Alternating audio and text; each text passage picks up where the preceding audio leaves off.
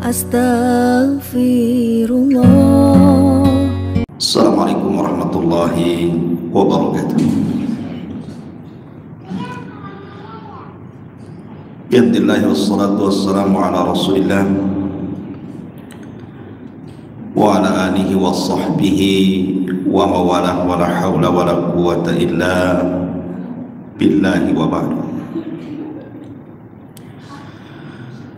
Alhamdulillah, segala puja dan puji hanya milik Allah subhanahu wa ta'ala. Salawat dan juga salam kita hadiahkan pada Rasul kita Nabi besar Muhammad sallallahu alaihi wa ala alihi wasallam. Alhamdulillah, di sore hari ini kita bisa berkumpul di salah satu rumah daripada rumah-rumah Allah subhanahu wa ta'ala. Tentu tidak lain dan bukan untuk duduk di taman-taman surga. Rasulullah sallallahu alaihi wasallam bersabda, "Idza marartum bi riyadil jannati farta'u." Apabila kalian lewat di taman-taman surga, singgahlah di situ. Sahabat bertanya, "Wa mariyadul jannah?" Apa yang Anda maksudkan taman-taman surga itu, wahai Rasul? Maka Nabi sallallahu alaihi wasallam mengatakan, "Hilaqul dzikri." Orang yang hadir berhalaqah-halaqah dalam rangka thalabul ilmi. Tetapi banyak orang yang tidak paham bahwa duduk di majelis taklim itu dia sedang di taman surga, sehingga masih banyak yang tidak tertarik untuk hadir ke majelis taklim. Tapi kalau majelis-majelis permainan enggak diundang saja datang. Coba saja buat konser musik, yang jauh saja datang, hujan-hujan aja dilabrak sama dia. Karena hilangnya iman, sehingga tidak tertarik dengan itu. Padahal seorang mukmin itu tidak akan kenyang untuk melakukan sesuatu sampai kedua kakinya masuk ke dalam surga. Abu Bakar sendiri mengatakan, kalau hanya satu kaki saja masuk ke surga, kata Abu Bakar, aku belum puas sampai dua-duanya masuk surga, baru aku puas, katanya. Karena tujuan hidup manusia itu hanya mengharap surga, apalagi coba kita hidup di sini kalau bukan karena ingin masuk surga. Dunia ini tempat bala, kata ulama. Banyak ujian, banyak cobaan, gitu ya. Tidak ada yang sempurna di dunia ini. Orang bangun rumah seindah mungkin, tetap saja ada kekurangannya. Orang dapat pasangan awalnya dianggap sempurna di mata dia, setelah dijalani banyak juga kekurangannya, dan begitu seterusnya. Karena kesempurnaan hanya ada di surga. Maka kajian di sore hari ini kita akan membahas tentang al-a'mal, amalan-amalan. Kalau kita melakukannya, maka Allah subhanahu wa ta'ala janjikan surga kepada kita. Entah cukup waktunya atau tidak, karena saya akan sebutkan 40 amalan penyebab orang masuk surga. Ma'asyiral muslimin yang dimuliakan Allah subhanahu wa ta'ala, di dalam hadis yang sahih dan disahihkan oleh Syekh Nasiruddin Al-Albani rahimahullahu taala dalam Sahih At-Targhib dari Abi Sa'id Al-Khudri radhiyallahu anhu, kata Nabi sallallahu alaihi wasallam, "Khamsun man 'amilahunna fi yaumin katabahu Allahu min ahlil jannah." 5 perkara yang kalau seandainya diamalkan pada satu hari, maka Allah Subhanahu wa ta'ala akan jamin padanya surga. Kemudian Nabi SAW menyebutnya, yang pertama, man ada maridah, siapa yang mengunjungi orang sakit.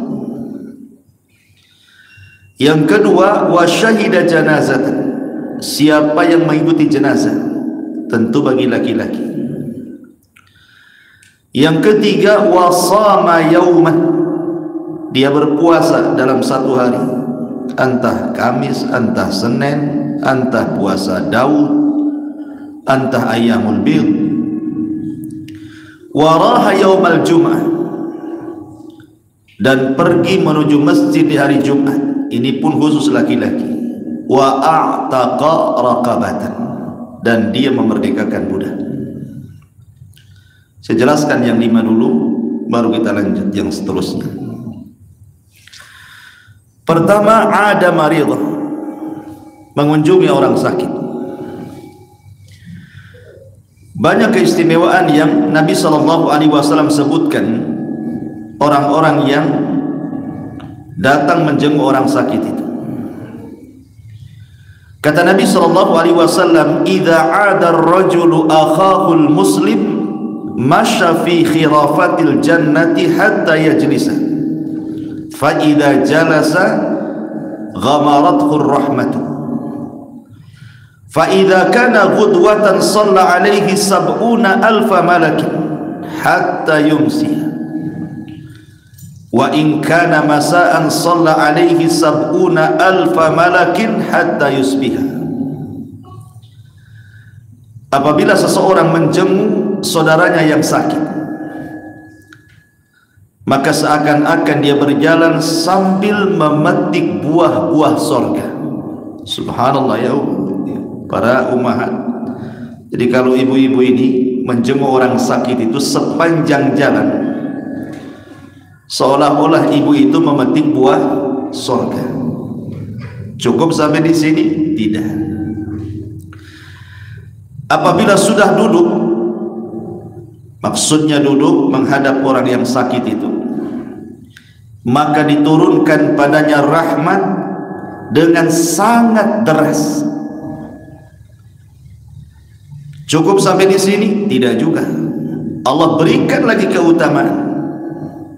Apabila menjenguknya di pagi hari, maka 70.000 malaikat mendoakannya agar mendapatkan rahmat hingga di waktu sore tiba.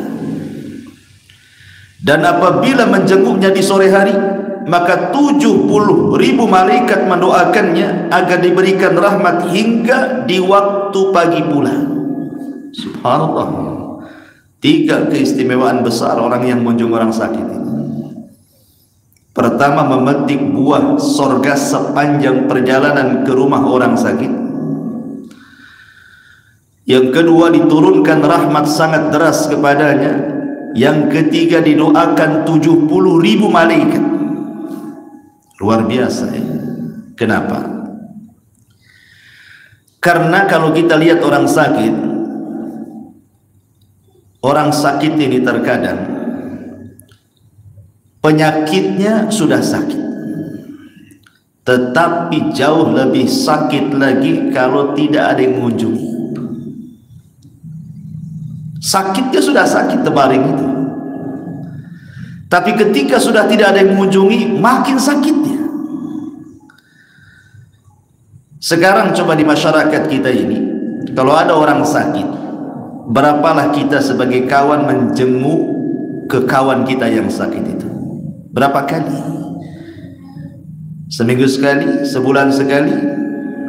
Mungkin sudah bosan, 2-3 kali ya sudahlah, gitu ya. Dibiarkan saja kawannya sakit, tidak pernah dijenguk. Paling tinggi kalau sudah lama sakitnya, apalagi sampai menahun, paling yang bisa merawat dia itu ya orang yang mencintai dia saja, entah istrinya, entah anak-anaknya. Terkadang ada juga yang istri tidak berakal kan, ya bu ya, tidak berakal, lama ngurus suami, ngapain juga, bagus minta cerai kawin lagi kan itu ya. Jadi orang sakit itu sebenarnya dia butuh motivasi dari orang-orang yang mengunjunginya. Karena orang sakit itu dia kalau senang hatinya bisa mengobati penyakitnya. Makanya kenapa keistimewaan orang yang mengunjungi orang sakit itu besar? Karena menjadi motivasi untuk kesembuhan penyakitnya. Ma'asyiral muslimat yang dimuliakan Allah Subhanahu wa taala. Makanya kenapa Rasul menjadikan satu hak bagi seorang muslim kepada muslim yang lainnya. Salah satunya adalah mengunjungi orang sakit. Kalau saudara kita muslim sakit, kunjungi. Itu hak seorang muslim. Dia punya hak untuk menuntut, kenapa kalian tidak mengunjungi aku? Di dalam sebuah hadis Nabi SAW juga mengatakan, at'imul ja'i' wa'udul maridha wa kafful 'ani. Berilah makan orang yang kelaparan, jenguklah orang yang sedang sakit, dan bebaskanlah saudara muslim yang tertawan. Tetapi walaupun demikian, tentu harus paham adab-adab orang mengunjungi orang sakit itu. Apa adabnya? Pertama, doa. Kita doakan kesembuhan. Kemudian kalau kita punya keahlian meruqyah, ruqyah sebelum meminta diruqyah. Karena orang yang meminta ruqyah itu disebutkan dalam hadis yang panjang akan mengeluarkan dari 70.000 orang yang masuk surga tanpa hisab dan adab. Maka sebelum dia minta ruqyah, kita ruqyah dulu, supaya saudara kita tidak masuk dalam hadis tadi. Kita doakan kesembuhan, la ba'sa tahurun insyaallah, syafaqillah kalau perempuan, syafaqallah kalau laki-laki kan. Kemudian kita tawarkan, mau enggak saya ruqyah? Ya tentu sesama akhwat kan itu ya.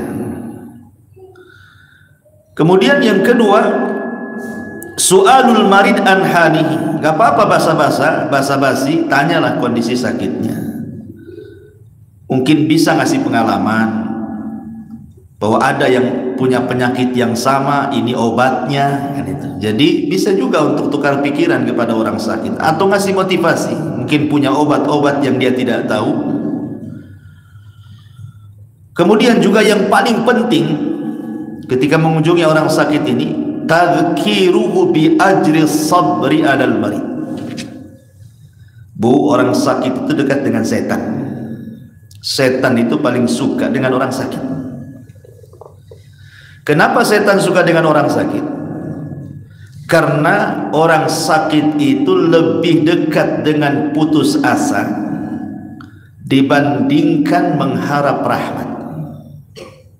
Orang sakit itu, apalagi kalau sakitnya menahun, merasa membebani keluarganya, itu terkadang sebagian mereka itu pengen mati aja kayaknya. Adalah mati saja lah, apa juga hidup kan itu, ngerepotin orang. Disitulah setan ngasih was-was tuh. Kalau orang sakit sudah lama. Makanya kemudian yang penting kita ini apa? Tadzkir, mengingatkan kepada orang sakit itu bi ajri sabri, tentang pahala sabar. Kasih nasihat ya, bahwa sabar itu penting ketika sakit. Kasih nasihat. Bilang saja sama dia, mudah-mudahan sakitmu ini mengangkat derajatmu dan boleh jadi menggugurkan dosa-dosamu. Ingatkan soal itu. Ingatkan soal kisah Nabi Ayub, bagaimana diuji oleh Allah 18 tahun lamanya dengan penyakit yang luar biasa yang belum pernah ada di kaumnya. Ingatkan soal itu. Kemudian juga yubsahu lahu fil amal, kasih motivasi, angan-angan kesembuhan. Tenang, ada juga kok di sana itu sama penyakitnya, tahu-tahu sembuh aja. Kasih semangat seperti itu. Walaupun sebenarnya penyakit yang dia alami itu susah untuk sembuh, tapi kita ngasihlah perasaan itu, harapan kesembuhan, supaya jangan putus asa. Kemudian yang penting juga nih, kalau mengunjungi orang sakit Bu ya, ingatkan kebaikannya, apalagi sakitnya parah. Kalau nampak nih sakitnya parah dan mau mati nih, ya kan, maka ingatkan kebaikan.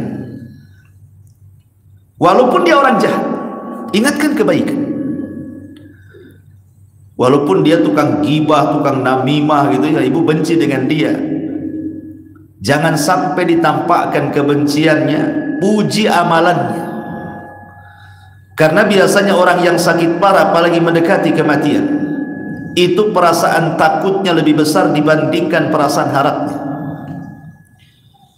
Dia takut, dia akan teringat dosa-dosanya itu, kemudian teringat bagaimana azab kubur, neraka, itu pasti akan teringat tuh. Makanya kita hilangkan itu ingatan-ingatan itu dari orang sakit, kasih harapan. Dengan cara apa? Ingatkan amal soleh dia saja. Ya Bu ya, nanti kalau ada orang sakit, kami ini orang baik, cepat sembuh, walaupun dia jahat, cepat sembuh gitu ya. Biar kita bisa ngaji, biar kita ke masjid gitu. Jadi ingatkan kebaikan, jangan diingatkan maksiatnya.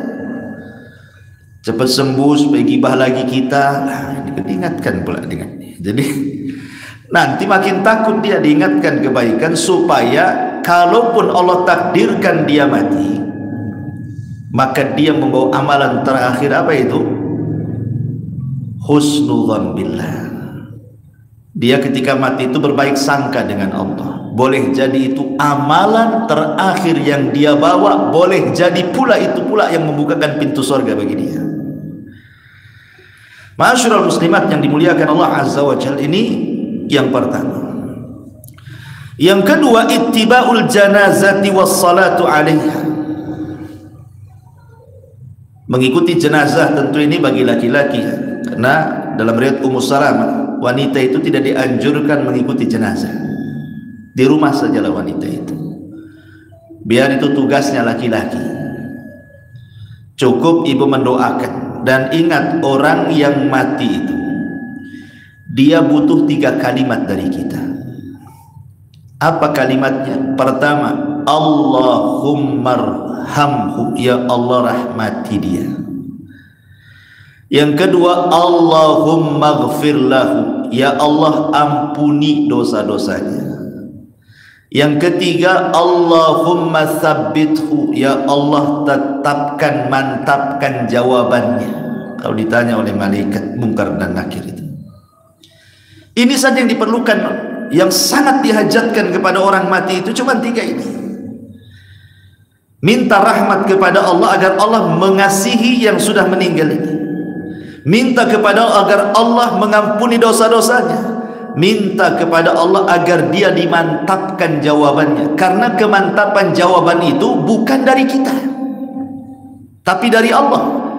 Makanya Allah mengatakan yutsabbitullahu alladhina amanu bil qauli tsabit. Allah lah yang memantapkan jawaban kepada orang-orang yang beriman dengan jawaban yang mantap. Jadi Allah yang memberikan kemantapan itu, dan tentu penyebabnya adalah amal saleh. Kita di dunia kalau ditanya paling lantang, man rabbuk? Allah. Wa ma nabiyyuk? Muhammad. Wa ma dinuk? Islam. Belum tentu di kuburan ini bisa jawab dia, karena yang memantapkan itu Allah. Maka minta kepada Allah supaya dimantapkan jawabannya. Ya Bu ya, itu saja. Yang mengikuti jenazah biar laki-laki. Ulama mengatakan ada beberapa hukum pahala bagi orang yang mengikuti jenazah ini dan menyolatkan ini. Pertama, orang yang menyaksikan jenazah mulai dari rumahnya. Jadi mulai dari rumahnya dia sudah mengikuti jenazah sampai disolatkan ke masjid, umpamanya kalau di masjid, sampai dikuburkan. Maka yang seperti ini dapat 2 qirat kata Rasul. Dapat 2 pahala qirat. 1 qirat itu sebesar gunung Uhud. Itu kalau kita ngikuti sejak dari rumah orang yang meninggal, kemudian menyolatkan, kemudian menguburkan, dapat dia 2 qirat. 1 qirat sebesar gunung Uhud. Ini 1. Yang kedua, dia mengikuti dari rumahnya kemudian ikut menyolatkan tapi tidak ikut menguburkan, tapi keluar dari rumahnya, kemudian ke masjid nyolatkan karena ada kesibukan, dia tidak ikut menguburkan, hanya menyolatkan saja, maka dia hanya dapat satu qirat pahala sebesar gunung Uhud. Kemudian yang ketiga, dia tidak ke rumahnya, nampak ada orang sholat jenazah, tiba-tiba langsung main ikut saja dia, ya. Jadi dia tidak ngikuti dari rumahnya itu, pokoknya dari lewat, kok ada orang meninggal, nampak ada orang sholat, saya ikut-ikutanlah sholat jenazah di situ. Maka ulama mengatakan falahu qiratun ala makhtarahu al-hafidh Ibnu Hajar. Terjadi khilaf ulama, ada yang mengatakan tidak dapat satu qirat, tetapi ada yang mengatakan tetap dapat satu qirat, dan ini pendapat Al-Hafidh Ibnu Hajar. Tapi kan ada perselisihan di sini, ya, karena tidak mengikuti dari rumahnya. Kemudian yang keempat, dia tidak mengikuti dari rumahnya, dia tidak ikut menyolatkannya, dia langsung menuju kuburannya, kemudian ikut menguburkannya. Maka zahir hadis dia tetap dapat satu qirat karena ikut menguburkan. Kemudian yang terakhir, dia hanya mengikuti dari rumahnya tapi tidak ikut sholat. Kemudian dia ikut jenazah ke kuburan, belum dikuburkan sudah pulang, maka nggak dapat apa-apa, tidak dapat satu qirat, apalagi dapat dua qirat. Berarti dari sini kesempurnaan pahala ketika ittibaul janazah itu berarti mulai dari rumah dia, menunggu dimandikan, dikafankan, kemudian dihantar, ikut hantar pula dia ke masjid, kemudian dari masjid bareng-bareng sampai kuburannya, kemudian sampai dikubur baru pulang. Itulah yang sempurna dapat pahala. Ini yang nomor 2. Kemudian yang nomor 3, wasama yauman, dan dia pun berpuasa dalam satu hari. Dalam sebuah hadis Nabi SAW mengatakan, man shoma yauman fi sabilillah ba'adallahu wajhahu anin nari sab'ina kharifah. Barang siapa yang berpuasa satu hari saja, entah Kamisnya, entah Seninnya, entah Ayyamul Bidnya, entah Dawudnya, pokoknya satu hari dah dia berpuasa tuh, lillahi ta'ala, ya, puasanya karena Allah subhanahu wa ta'ala, maka Allah akan jauhkan wajahnya dari api neraka sab'ina kharifah, 70 musim. Dalam riwayat 70 tahun. Bayangkan 70 tahun perjalanan, itulah dijauhkan wajah kita dari api neraka. Luar biasa. Dan khusus bagi wanita ya, bagi ibu-ibu nih, ibu ada syarat-syarat kalau ibu mau puasa, lain dengan laki-laki. Karena seorang wanita itu tidak boleh berpuasa kecuali satu, harus ada izin daripada suami. Pamannya ngomong, bang besok Kamis boleh nggak saya puasa Kamis? Kata abangnya, boleh, tapi kalau siang abang minta batalkan ya. Pokoknya kan, ya harus dibatalkan.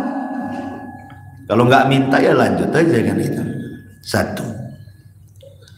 Yang kedua, kalau dia seorang budak, maka harus izin tuannya. Ini sekarang kan nggak ada budak. Kemudian yang ketiga, kalau seseorang itu sedang bekerja kepada seseorang, ibu umpamanya jadi pembantu rumah tangga, kerja sama orang atau kerja di toko atau kerjalah sama siapa gitu ya. Adalah ibu bekerja sama orang, pas hari Kamis atau hari Senin masuk, Maka kalau seandainya dengan puasa itu Bu menjadikan pekerjaannya tidak maksimal, maka tidak boleh puasa, karena akan merugikan orang yang punya pekerjaan kan itu. Atau laki-laki pun sama, pamannya dia jadi tukang bangunan, kerjanya harian, lain kalau borongan.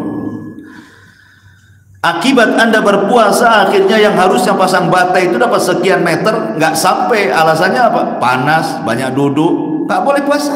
Ini menzalimi orang namanya. Ini kan puasa sunnah kan, lain kalau puasa wajib gitu ya. Jadi tidak boleh seseorang menzalimi gara-gara puasa. Ini yang harus dipahami ketika orang itu berpuasa, sehingga dia harus minta izin ke bosnya. Boleh nggak saya puasa? Kata bosnya boleh, nah sudahlah. Tapi kalau bosnya tidak tahu, kemudian kita puasa, kemudian lari pekerjaannya, bosnya kecewa, zalim kita. Karena kita ada kerjasama dengan orang masalahnya. Nah, itu yang harus dipahami. Dan puasa sunnah ini kan, puasa sunnah ini kan macam-macam ya. Ada yang terulang-ulang harian seperti Daud, satu hari puasa, satu hari tidak. Ada yang terulang mingguan seperti Kamis dan Senin, itu kan terulang mingguan. Ada yang terulang bulanan seperti puasa Ayyamul Bid, tanggal 15, 14, 13 kan itu ya, terulang setiap bulannya. Tetapi ada terulang setahun sekali seperti puasa Arafah, kan setahun sekali jatuhnya itu ya. Kemudian puasa 10 tanggal 10 bulan Muharram, atau puasa Syawal, atau 9 Dzulhijjah gitu ya. Nah, itu kan terulang. Atau memperbanyak puasa sunnah di bulan Sya'ban, kan setahun sekali. Tapi yang harus diketahui bagi ibu-ibu, tetap kalau ibu mau puasa sunnah dan ibu punya suami, minta izin dulu. Ini yang ketiga. Kemudian yang keempat, waraha ila al-jum'ah. Ini bagi laki-laki. Bagi laki-laki, dia bergegas pagi-pagi itu sudah berangkat menuju sholat Jumat. Kenapa? Karena ada hadis yang mengatakan, idza kana yaumul jum'ati waqafatil malaikatu 'alal masjid yaktubunal awwal fal awwal. Apabila datang di hari Jumat, maka malaikat akan berdiri di pintu masjid, kemudian mencatat siapa yang pertama masuk, kemudian setelahnya, kemudian setelahnya. Maka yang pertama masuk, kemudian duduk di saf yang pertama, kata Nabi SAW, maka dia kamathalil ladzi yuhdi badanatan, seperti dia berkorban seekor unta kalau di saf pertama. Kemudian datang berikutnya, dapatlah dia saf kedua, maka kalladzi yuhdi baqaratan, seperti dia menyembelih kurban berupa sapi. Kemudian datang rombongan yang ketiga, dapat pula saf yang ketiga. Maka Rasul mengatakan, kalladzi yuhdi kabsan, seperti dia menyembelih kurban seekor kambing.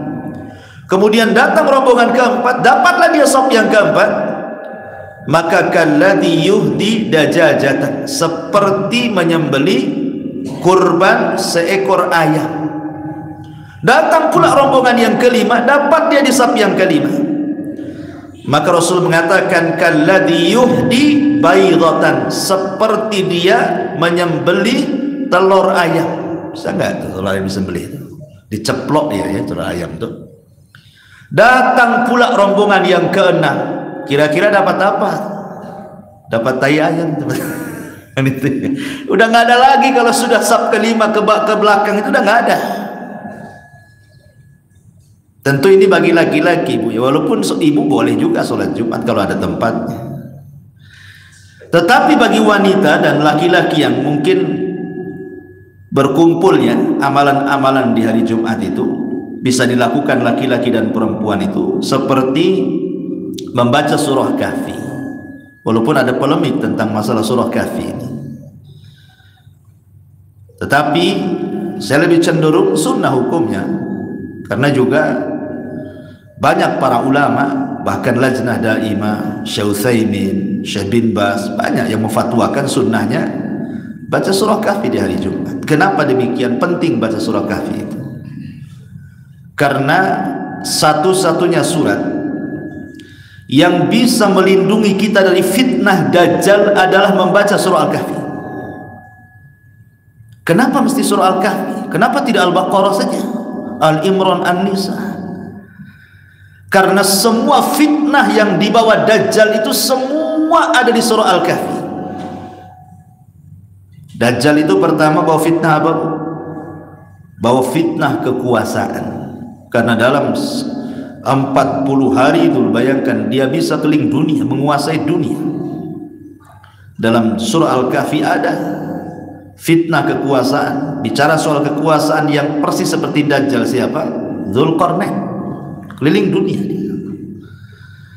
Kemudian dalam surah Al-Kahfi, dalam fitnah Dajjal itu dia membawa fitnah harta.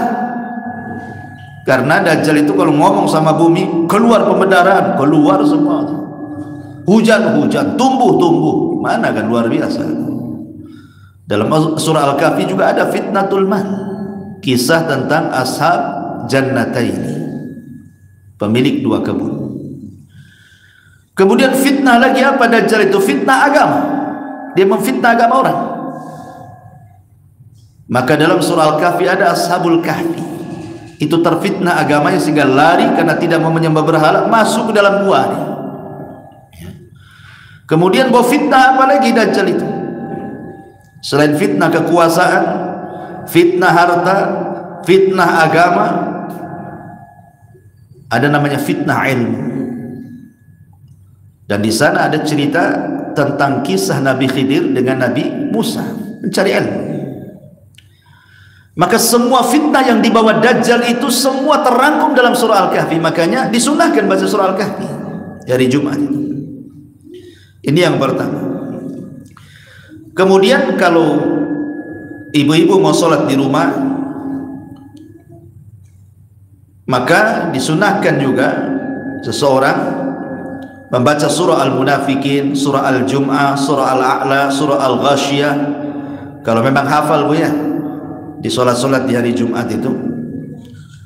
Tapi kalau tidak hafal ya sudah, baca yang dihafal ibu, kulhu, inna a'tayna, itulah ya surat favoritnya. Kemudian juga perbanyak sholawat. Perbanyak sholawat kepada Nabi SAW, karena Allah itu mengutus malaikat, tugasnya itu nyampaikan sholawat saja malaikat.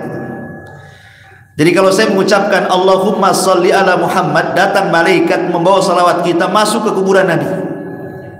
Kemudian disampaikan malaikat ini ke kuburan Nabi, maka Nabi akan membalas sholawat kita 10 kali. Siapa yang bersolawat kepada Nabi 1 kali, Rasul akan menjawab 10 kali. Doa keselamatan dari Nabi SAW. Setiap kita bersolawat, sampaikan malaikat. Kemudian juga di hari Jumat disunahkan al-ightisal, mandi ya, bagi laki-laki mandi. Taklimul adhafir, memotong kuku atau tayyub, memberikan wangian, walabsu afdali thiyab, kemudian memakai pakaian yang baik.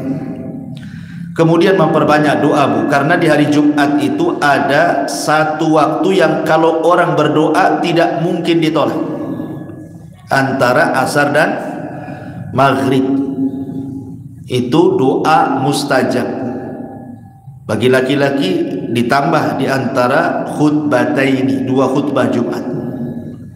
Kalau ibu-ibu lah habis asar kan, ada waktu banyak berdoa kepada Allah. Dan doa yang paling baik, minta kepada Allah hidayah, minta kepada Allah ampunan, minta kepada Allah istiqamah, dan begitu seterusnya. Ini yang keempat. Kemudian yang kelima dalam hadis ini yang terakhir, as-sadaqatu fir riqab, sedekah kepada budak-budak yang hendak memerdekakan dirinya. Tapi kan sekarang tidak ada perbudakan. Ada orang yang memfitnah Islam itu agama perbudakan. Ngapain Islam itu mencantumkan bab soal perbudakan dalam kitab-kitab fikih? Seolah-olah Islam itu masih mengakui adanya perbudakan. Tidak. Justru Islam itu yang mengentaskan perbudakan. Di zaman jahiliyah, budak itu komoditi bisnis yang paling tinggi. Mereka perjualbelikan, sampai-sampai mereka terkadang menculik orang merdeka, dijadikan budak, dijual. Atau terkadang membeli budak perempuan banyak-banyak, digauli, kemudian punya anak, anaknya dijual. Itu orang jahiliyah itu, saking jahilnya. Islam datang, mulailah kemudian mengentaskan perbudakan sedikit demi sedikit. Makanya lihat kafarah dalam Islam itu pasti dimulai dengan merdekakan budak. Jima di bulan Ramadan, apa kata Rasul? Pertama merdekakan budak dulu, baru setelah itu puasa 2 bulan berturut-turut. Kalau tak bisa baru kasih makan, kan itu ya. Kemudian kafarah dhihar, kemudian orang yang melepaskan jimat dari orang lain, maka pahalanya sama dengan orang yang merdekakan budak. Oh, sedikit-sedikit dikaitkan dengan perbudakan, karena memang Islam itu mengentaskan perbudakan. Bukan Islam agama perbudakan seperti Barat menuduh kita seperti itu, tidak. Bahkan kalau kita lihat Barat lebih dahsyat lagi, mereka memperlakukan budak itu dijadikan romusa, dipaksa kerja. Islam tidak boleh. Budak itu dalam Islam punya hak tempat tinggal, punya hak makan, punya hak pakaian, dan begitu seterusnya. Dia punya hak. Makanya terkadang ada budak itu kalau dimerdekakan tuannya ada yang gak mau, karena belum tentu kalau dia hidup merdeka di luar itu bisa makan, punya tempat tinggal. Banyak budak-budak itu yang tidak mau merdeka. Contohnya umpamanya kisah seorang alim ulama namanya Qatadah ibn Di'amah. Qatadah ibn Di'amah ini seorang budak cacat, dimerdekakan sama tuannya, tidak terima dia. Lapor sama ibunya. Kata ibunya, ya sudah, itu sudah takdirmu dimerdekakan, katanya. Kau tinggal saja di Masjid Haram, di situ banyak ulama. Belajar kau di situ, jangan keluar dari masjid, katanya. Ketika semua ulama mati, dia pula jadi ulama dunia. Qatadah ibn Di'amah ini. Jadi belum tentu budak itu mau dimerdekakan dalam Islam itu kan, karena memang diberikan hak. Ya. Ini diantara 5 perkara dalam satu hadis, sebab-sebab orang masuk ke dalam surga. Kemudian selanjutnya al-iman wal amalus salih. Disebutkan dalam surah Al-Baqarah 82, Allah mengatakan walladzina amanu wa amilus salihat ulaika ashabul jannah hum fiha khalidun. Orang-orang yang beriman dan beramal saleh, maka mereka adalah orang-orang yang akan dimasukkan ke dalam surga dan mereka dikekalkan di dalamnya. Di sini menggunakan jamak walladzina amanu, dan orang-orang yang beriman. Kenapa menggunakan kalimat jamak? Karena terkadang ada keimanan yang bisa tumbuh, iman itu tidak bisa ditumbuhkan sendirian, harus rame-rame. Contohnya apa? Bagi laki-laki sholat jamaah. Orang kalau sholat jamaah khusyuknya lebih dibandingkan sholat sendiri. Coba saja, kalau sholat jamaah itu pertama datang ke masjid, sudah berdoa masuk masjid dapat pahala. Kemudian ada sholat tahiyatul masjid, kan itu ya, dapat pahala lagi. Kemudian setelah tahiyatul masjid ada doa lagi setelah sholat sunnah. Kemudian sholat jamaah. Sholat jamaah tidak mungkin bisa request dengan imam. Mamkulhu saja mah nggak bisa. Terserah imam lah baca apa, antum pula request imam. Kemudian setelah itu ada zikir, pasti kita zikir juga. Habis itu ada sholat ba'diyah umpamanya. Dan ini tidak bisa dilakukan oleh antum di rumah. Nggak ada ceritanya di rumah itu pakai seremonial kayak gini, ada. Sholat langsung sholat. Kadang salam itu sempurna ke kanan saja, assalamualaikum, ke kiri sambil berdiri ambil handphone. Nggak ada cerita. Ya. Terkadang ada iman itu yang baru bisa ditumbuhkan dengan jamaah gitu. Puasa Ramadan rame-rame. Kenapa kita bisa puasa loh 1 bulan di bulan Ramadan tuh? Karena rame-rame. Yang jual es aja puasa, tak jadi jualan dia. Yang warung-warung tutup, dia juga puasa. Subhat syahwat yang mengundang untuk membatalkan puasa itu hampir nyaris tidak ada di bulan Ramadan itu. Kecuali mungkin di kota-kota adalah nampak di gorden gitu ya, tampaklah bawahnya. Pas ditengok rupanya bukan kaki kursi, ada juga kaki orang di sana. Nah, itulah enggak tahu ya. Tapi umumnya kalau puasa Ramadan lah kita tahan biasanya karena rame-rame. Coba kalau ibu batal nih karena haid kan, entah ada yang 1 minggu 6 hari, itu mau kodok Ramadan tuh berat rasanya. Kenapa? Jalan sedikit ada cendol, jalan sedikit teh campur, teh obeng, nah semua kan itu, warung rame kan gitu ya. Kadang-kadang sendiri itu banyak kan ininya, hal-hal yang bisa mendorong membatalkan puasa itu, karena banyak pendorongnya gitu. Makanya banyak wanita itu diulur-ulur lah itu tidak mau bayar puasa Ramadan, nunggu pula bulan Sya'ban ini. Sekarang ini sibuk, sekarang ini banyak ibu-ibu yang izin sama suaminya mau qada Ramadan. Sekarang ini celakanya kadang-kadang izin sama suami seminggu sebelum Ramadan, pas mau diqada haid lagi, habis lagi double dengan tahun depannya. Hati-hati kan itu ya. Jadi kalau memang jauh-jauh dari Ramadan, tidak apa-apa bulan Sya'ban, ambil permulaan sekarang ini, jadi jauh dari Ramadan, sehingga jangan masuk pula ke Ramadan yang kedua makin banyak hutangnya. Karena hutang kepada Allah itu lebih berhak dibayar dibandingkan hutang kepada manusia. Orang kalau malas bayar hutang sama Allah, pasti kalau dia hutang sama orang malas bayar. Allah saja bisa diundur-undur kan, apalagi sama orang kan itu ya. Jadi ini harus dipahami. Jadi kalimat amanu, beriman itu terkadang ada, iman itu bisa ditumbuhkan dengan rame-rame, makanya pakai jama di sini. Dan banyak lagi ya. Wa amilus shalihat, dan iman itu kalau sudah masuk ke hati itu bisa menggerakkan badan.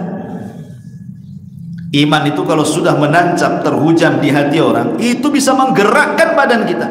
Mau melakukan apa saja enteng bagi dia. Mau sedekah, tinggal sedekah. Mau sholat malam, tak ada malasnya. Mau puasa, enteng aja dia puasa. Karena iman itulah yang melezatkan amal saleh. Bilal bin Rabah, ketika dia disiksa, dia hanya mengucapkan ahadul ahad, ahadul ahad sampai pingsan. Tidak ada sahabat yang sanggup mendapatkan siksaan sekuat Bilal. Dia bisa bertahan di cambuk, padahal banyak para sahabat yang tumbang. Ketika ditanya rahasianya, apa kata Bilal? Saat majikanku Umayyah ibn Khalaf mencambukku sampai cambuk berhenti karena lelah, aku membayangkan mencampurkan apa? Dia mengatakan, aku mencampurkan halawatul iman bimararatil adab. Aku campurkan kelezatan iman dimasukkan kepada keperitan adab. Jadi aku tidak merasakan adab. Kenapa? Manisnya iman lebih manis dibandingkan sakitnya cambukan. Itulah yang menjadikan iman itu kalau masuk ke dalam hati orang menggerakkan semuanya. Makanya Allah mengatakan di sini, dan orang-orang yang beriman dan beramal saleh maka mereka termasuk ashabul jannah dan mereka kekal di dalamnya. Ini yang keenam. Yang ketujuh, at-taqwa, bertakwa kepada Allah Azza wa Jalla. Takwa ini kalimat sederhana, kalimat yang sederhana, tetapi memang berat takwa ini. Terkadang bagi bapak-bapak ini ujian juga kan, bagi bapak-bapak ini. Bapak-bapak ini setiap Jumat diingatkan khatib, karena mengingatkan takwa bagi khatib itu rukun Jumat. Antum sholat Jumat di mana saja, pasti khatib akan mengatakan ittaqullah, ittaqullah, ya, karena rukun Jumat. Tiap minggu loh, setiap Jumat kita diingatkan takwa. Tapi subhanallah, yang diingatkan tidak ingat juga. Makanya sebagian para ulama mengatakan gagalnya bapak-bapak sholat Jumat itu kalau dia keluar setelah sholat Jumat tidak nambah takwanya. Kan itu ya. Tetap saja yang tidak sholat, memang sholatnya seminggu sekali, Jumat saja. Yang gibah ya tetap gibah, yang dusta tetap dusta, yang main riba tetap main riba, yang tukang bohong tetap aja bohong. Jadi apa manfaatnya khotib Jumat mengatakan takwa, takwa, takwa terus kan? Maksudnya kita diingatkan, jangan sampai gagal kita sholat Jumat. Harusnya setiap minggu itu ketika kita sudah futur dari takwa diingatkan lagi, naik lagi, itu maksudnya. Makanya takwa ini yang merubah manusia. Kata Ali bin Abi Thalib radhiyallahu anhu ketika memaknai makna takwa, takwa itu artinya al khaufu minal jalil. Pertama, takut kepada Allah. Wal amalu bitanzil, mengamalkan semua yang diturunkan Allah, baik Quran ataupun hadis. Wal qana'atu bil qalil, dan ridho dengan sedikit pemberian Allah. Allah mau kasih banyak, Allah mau kasih sedikit, alhamdulillah. Wal isti'dad liyaumir rahil, dan dia persiapan amal yang banyak untuk hari yang kita akan sampai kepada Allah dengan cara lelah letih. Banyak nanti setelah kita meninggal, perjalanan yang panjang. Itulah takwa. Takut kepada Allah, mengamalkan semua yang diturunkan Allah dari Al-Quran dan Sunnah, redha dengan yang diberikan Allah, kemudian persiapan untuk setelah kematian. Itulah makna takwa. Mungkin sederhananya takwa itu melaksanakan perintah, menjauhi larangan, menikmati yang dihalalkan, menjauhi yang diharamkan. Nah, itulah singkatnya takwa itu. Lah, takwa ini bisa menjuruskan orang ke dalam surga. Ini yang ketujuh. Yang kedelapan, ta'atullahi azza wa jal wa rasulih, berusaha untuk mentaati Allah dan Rasulnya, tentu semampu kita, karena menjalankan perintah itu kan disesuaikan dengan kemampuan. Beda dengan menjauhi larangan. Kalau menjauhi larangan tidak ada bicara kemampuan. Yang ada kemampuan itu menjalankan perintah. Fattaqullaha mastata'tum, bertakwalah semampu kamu. Wa ma amartu bihi fa'tu minhu mastata'tum, apapun yang kuperintahkan lakukan semampu kalian. Itu kalau dalam bab perintah. Tapi kalau dalam bab larangan tidak ada semampu kita. Kenapa? Karena dalam bab perintah itu ada pengganti. Contoh, orang tidak sanggup sholat berdiri, ada gantinya duduk. Tidak bisa sholat duduk, ada gantinya baring. Orang berwudu, tidak ada air, ada gantinya tayamum. Kalau takwa, perintah itu ada gantinya. Tapi kalau menjauhi larangan tidak ada gantinya. Apa gantinya? Seseorang berzina, tidak boleh berzina sama orang, akhirnya sama ayam pula berzina. Tetap tidak boleh, tidak ada gantinya. Pakai apa? Oh, dia biasa khamarnya pakai brandy. Saya mengurangi. Sekarang pakai apa? Merek-merek khamar tuh yang lebih rendah dosisnya. Nggak ada. Haram ya haram kan gitu ya. Nggak ada gantinya haram tuh. Makanya kalau meninggalkan haram mutlak. Tidak ada kalimat saya sudah kecanduan khamar, biasa saya 1 botol, saya ingin meninggalkan, besok 1 gelas, besoknya lagi setengah gelas, besoknya lagi 1 sendok, baru saya pukulkan tuh botol biar hancur. Bukan begitu, nggak ada cerita tadarruj. Kenapa? Kalau orang tadarruj dalam melaksanakan keharaman, dikhawatirkan dia mati sedang mabuk. Tapi kalau dalam perintah, umpamanya dia tidak bisa sholat berdiri, kemudian sholat duduk, kemudian meninggal, tetap dia dalam posisi sholat. Makanya di sini dalam ketaatan kepada Allah dan Rasulnya, maka harus dipahami bahwa dalam bab ketaatan bolehlah kita fattaqullaha mastata'tum, tapi dalam bab larangan tidak ada kalimat itu. Mutlak, haram, haram, selesai. Tinggalkan, tinggalkan. Makanya lihat para sahabat itu loh, itu dulu mabuk mereka. Bahkan khamar itu minuman kebanggaan. Kalau ada tamu dikasih khamar. Itu sahabat Nabi sebelum diharamkan khamar. Sampai Anas bin Malik radhiyallahu anhu itu menceritakan kisah dia pernah melayani Abi Thalha untuk menuangkan khamar ke tamu-tamunya Abi Thalha. Tiba-tiba Rasul mengutus orang berteriak di pasar-pasar, ala wa innal khamra qad hurimat, khamr sudah diharamkan, tinggalkan kata Abi Thalha, ya Anas, keluar. Ada apa teriak-teriak orang tuh? Anas keluar, sebentar masuk lagi, ya Abu Thalha, Rasul menyuruh orang tuh berteriak khamr sudah diharamkan. Itu khamr yang sudah dituangkan untuk tamu itu semua dibuang di hadapan rumah-rumah seluruh penduduk Ansar. Sampai rawi hadis mengatakan hatta salat syawariul Madinah, sampai banjir gang-gang kota Madinah dengan khamr yang dituangkan para sahabat itu. Karena kalau sudah bab perintah nggak bisa lagi dibantah, nggak main sedikit, dah tinggalkan. Ini yang ke-8. Yang ke-9, al jihadu fi sabilillah, jihad di jalan Allah Subhanahu wa taala sudah jelas ya. Tapi kita percepat saja, yang perlu dijelaskan saya jelaskan. Kemudian yang nomor 9 al-jihad, yang nomor 10 at-taubat. Taubat adalah salah satu jalan menuju surga. Itu disebutkan dalam surah Maryam ayat 60, illa man taba wa amana wa amila salihan fa ulaika yadkhuluna al-jannah wa la yadlimuna syai'an wa la yudlamuna syai'an. Kecuali orang yang taubat, beriman, beramal saleh, mereka akan dimasukkan surga dan mereka tidak akan didolimi sedikit pun. Kemudian yang nomor 7 al-istiqamatu ala din, istiqamah di atas agama, dan ini pembahasan nanti malam habis maghrib kita bicara soal istiqamah. Kemudian yang nomor berapa ini? Masalah 11 ya, karena nggak ada nomornya jadi hafal pula. 11 talabul ilmi liwajhillah,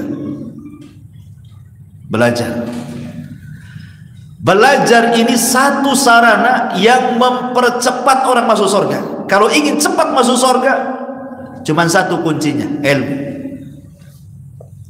Sebab orang yang berilmu tahu jalannya, orang jahil tidak tahu jalannya, makanya gak akan sampai ke surga, gak tahu jalannya. Baik ilmu dunia atau ilmu agama. Ilmu dunia saja, kita ini mau mencari alamat, tidak tahu di mana alamatnya, tak putar-putar. Mana nyasar, nanya orang, bukannya orang yang ditanya tak tahu pula, makin bingung. Bukan banyak bertanya cepat sampai tujuan kan, banyak bertanya makin bingung. Karena saya pernah mengalami itu, saya diundang, itu masih di Batam tuh, diundang acara nikah. Saya tinggal di Bengkong waktu itu, yang undang di dapur 12. Zaman dulu belum ada Google Map kan, belum ada kan. Itu tidak pernah ke dapur, putar-putar 2 jam, akhirnya balik lagi nggak ketemu. Itu kan nggak tahu ilmunya itu kan ya. Tapi kalau tahu ilmunya sebentar aja, apalagi dia lebih paham dengan jalan tikus, jalan kucing, jalan macam-macam, makin cepat lagi ya.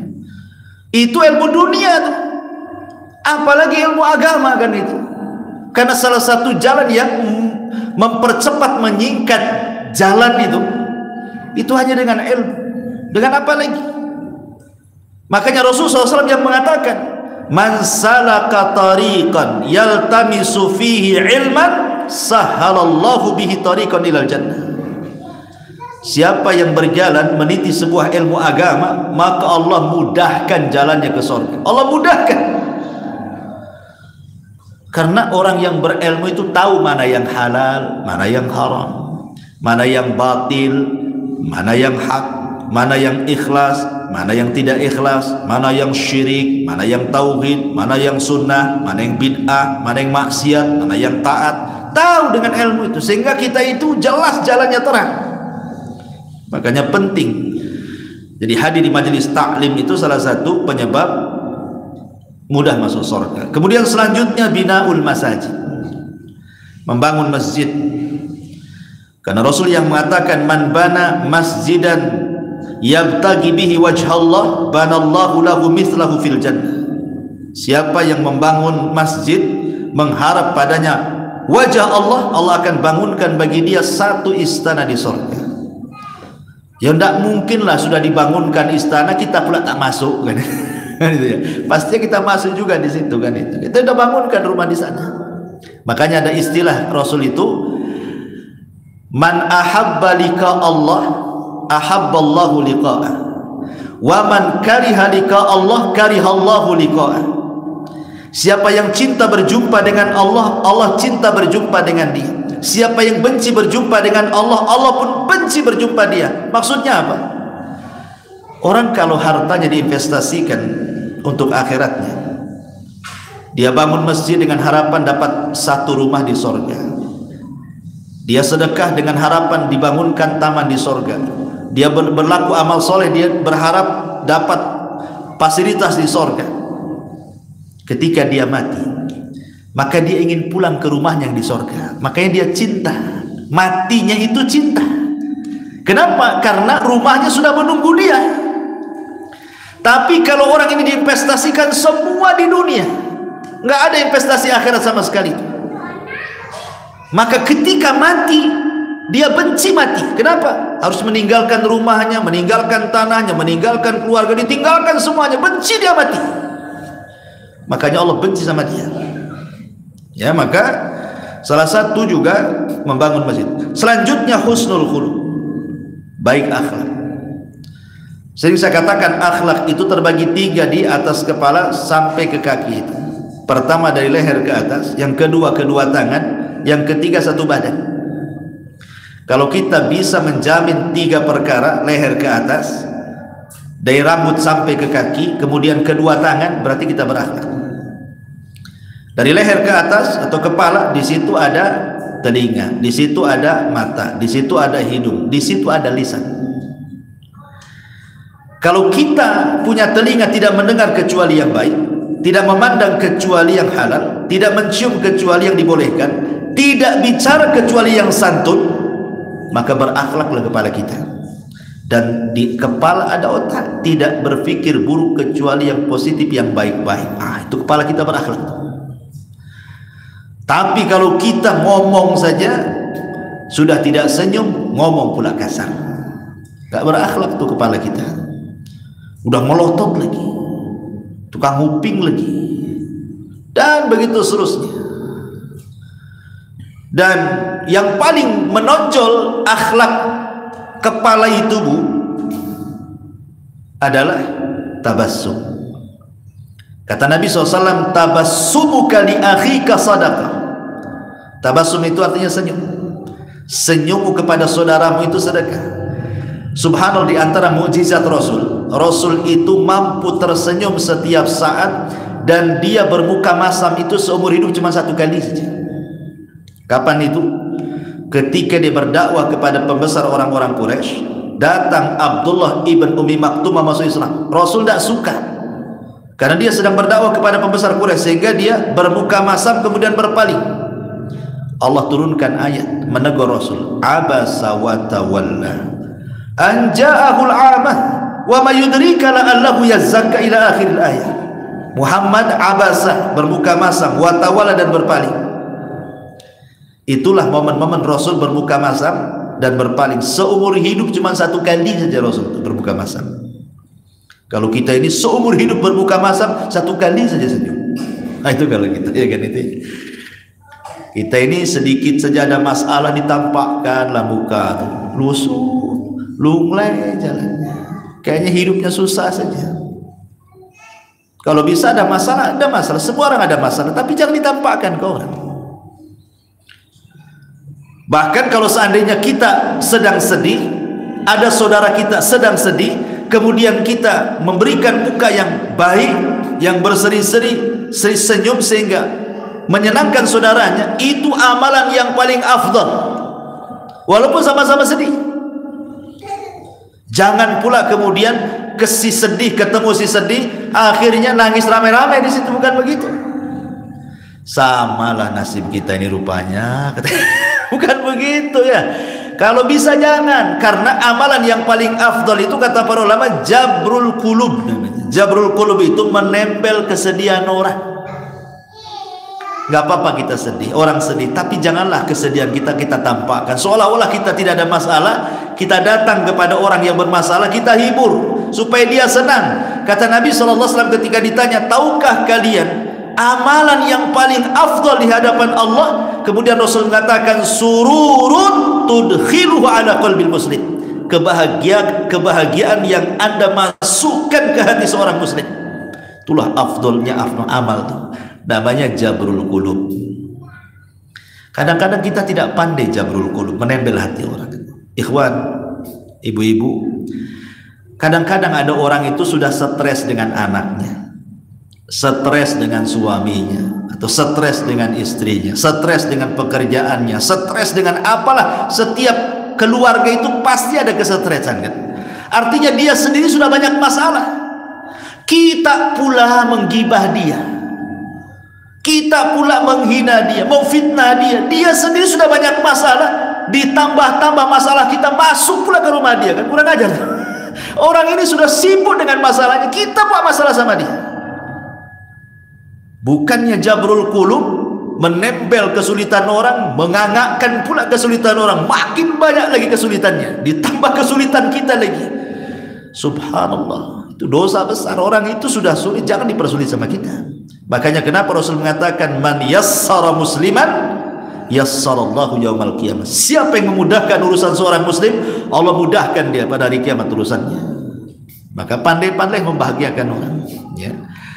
Kemudian juga di antara akhlak adalah dari kepala sampai kaki. Kapan itu? Saat kita bicara. Siapapun di hadapan kita, mau pejabat, mau orang biasa, mau orang yang jauh lebih rendah dengan kita, manusiakan manusia, hadapkan kita ke arah dia. Jangan badan kita kemana, muka kita kemana, seolah-olah merendahkan orang. Gak berakhlak kalau kayak gitu. Kan ada orang, antum lihat kan, kalau ngomong tuh kayaknya gak dipedulikan kita itu. Yang ngadap sana, kita di belakangnya, kan gitu ya. Itu gak punya akhlak tuh. Hadapkan, wah seolah sesuatu ada apa kan gitu ya. Walaupun dia mungkin di bawah kita, itulah akhlak. Kemudian kedua tangan, ya mudah membantu, ngangkatin barang, mudah memberi, itulah tangan ya. Itu namanya orang berakhlak. Baik. Kemudian juga yang selanjutnya adalah tarkul mirah, disedikitkan berdebat. Jangan suka berdebat, baik debat urusan agama atau urusan dunia sama saja, karena debat itu mengeraskan hati. Maka jadilah orang yang suka memaafkan, mengalah, berakal. Ngapainlah saya ladeni. Makanya kata Imam Syafi'i, aku berdebat tidak pernah aku kalah, kecuali kalau lawan debatku orang jahil, baru aku kalah katanya. Imam Syafi'i ya. Aku berdebat gak pernah aku kalah kata Imam Syafi'i, tapi kalau lawanku orang jahil pasti aku kalah katanya. Karena orang jahil itu menang ngeyel kan itu ya, bukan ilmu, yang ngeyelnya itu keras kepalanya. Makanya kata Imam Syafi'i, kalau lawan debatku orang jahil, udah kalah saya. Dan Imam Syafi'i mengatakan, kalau aku berdebat dengan orang, aku senantiasa berdoa kepada Allah, mudah-mudahan kebenaran ada di lisan lawan debatku. Itu adabnya Imam Syafi'i itu. Kalau dia mau berdebat itu selalu dia berdoa kepada Allah, ya Allah, mudah-mudahan kebenaran ada di lisan lawan debatku katanya. Kenapa? Karena inti debat itu mencari kebenaran dan menambah ilmu. Kalau kita kalah dia menang, kita dapat ilmu dari dia. Makanya Imam Syafi'i itu pernah berdebat dengan siapa namanya, saya lupa namanya, dalam masalah qur'. Wal mutallaqatu yatarabbasna bi anfusihinna thalathata qur'. Dan wanita-wanita yang ditalak, maka mereka masa iddahnya itu 3 qur'. Imam Syafi'i waktu itu sebelum berdebat, dia berpendapat bahwa qur' itu haid. Sementara lawan debatnya qur' itu suci dari haid. Aku udah berdebat tuh sama Imam Syafi'i itu. Selesai debat, apa kata Imam Syafi'i? Jazakallah khairan katanya. Aku berterima kasih kepadamu. Sekarang aku yakin bahwa qur' itu artinya suci dari haid, sesuai dengan pendapat. Kata lawannya kepada Imam Syafi'i, jazakallah khairan ya imam, bahwa pendapat yang kuat qur' itu adalah haid. Dibalik pendapatnya coba. Itulah kan enak kalau debat kayak gitu kan. Akhirnya saya ikut pendapat kamu, kamu pula pendapat saya ikut, gitu kan enak itu kalau kayak gitu. Ini enggak, kamu harus ikut pendapat saya. Kalau kalah debatnya, merasa bangga dia, senang. Ya, sudah kukatakan kamu ini sesat kan. Bukan bangga dia kan. Bukannya kita kasih hidayah malah bangga. Bangga. Pemain itu debat dengan saya. Kemudian saya kalah. Alhamdulillah Abu Mairo sudah taubat katanya. Lah begitu pula bahasanya katanya. Bukan begitu bahasanya. Ya, debat ini kan cari kebenaran. Bukan memojokkan atau menghinakan orang. Maka tinggalkanlah perdebatan itu. Apalagi tidak cukup ilmu berdebat pula kan. Buat sambal jadi. Kemudian yang selanjutnya tarkul kadzib walau kana mazih. Tinggalkan dusta walaupun main-main. Jangan main-main walaupun main-main. Ya. Saya pernah terbaca fatwa Syekh bin Baz itu. Ada seorang yang bertanya kepada Syekh bin Baz soal pendidikan anak.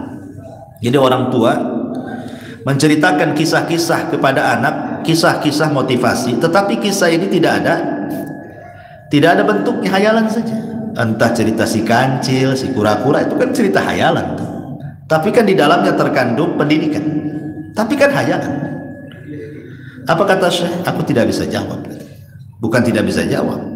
Ya, maksudnya tunggu besok. Setelah besok kata beliau, sebaiknya jangan dikisahkan. Banyak kisah-kisah terbaik. Banyak kisah sahabat, kisah para ulama. Ngapain pula kisah si kancil sama si kura-kura? Ada cenderungannya sama Pak Tani. Yang jelas-jelas saja kisah itu. Kisah Quran, kisah terbaik, ya kan? Jadi walaupun hanya, padahal ini jelaskan manfaatnya untuk pendidikan kan? Sekalipun untuk pendidikan, kalau bisa jangan berdusta. Karena mau kisah-kisah itu kita kisah dusta itu kan karang-karang. Apalagi kemudian memang dia pakarnya dusta, menyebar hoax. Ini tahun-tahun politik nih. Biasanya seliwar-seliwar tuh hoax sana sini tuh. Jangan buka handphone kalau bisa. Sebab kalau sudah ngikutin YouTube terus diikutin, sampai di mana untuk ngikutin orang politik itu? Nggak akan berhenti. Bagus diarahkan ke agama. Banyak ustaz-ustaz yang di YouTube. Manfaatnya jelas. Ya. Kemudian yang selanjutnya adalah al-mudawamatu ala at-tatuhur inda kulli hadatsin wa salati rak'ataini ba'dal adzan. Kalau bisa ya dawam.